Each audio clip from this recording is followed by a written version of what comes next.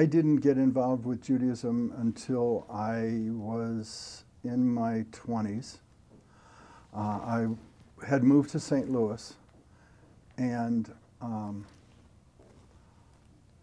I wanted to go to services because I had just moved, and this was a way to meet other people my own age, hopefully. And in St. Louis, there was a Reformed congregation on the left side and a conservative congregation, which I had grown up in, on the right side. This is in the 1950s? Yeah. Yeah, in the 1950s. And I walked in the wrong building. I walked into the Reform building. I was aiming for the conservative building, but I walked in the Reform building, and on the bima was a kid that was a man that I had gone to high school with in Chicago.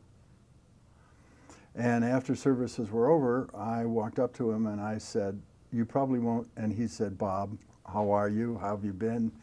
And I became, through Lester Frazen, I became involved in the Reform movement. When I was with Lester, when I was in St. Louis, I was a salesman. So when I was in town and when I could, I worked with Les on various projects. I was an advisor to Nifty.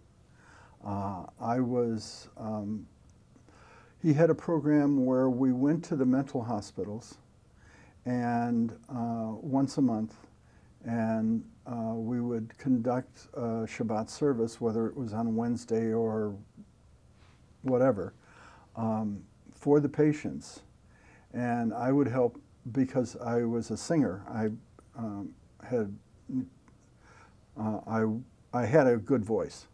And so I would lead the music, and Lester would do the pastoral things and conduct a service. And I would help them in that.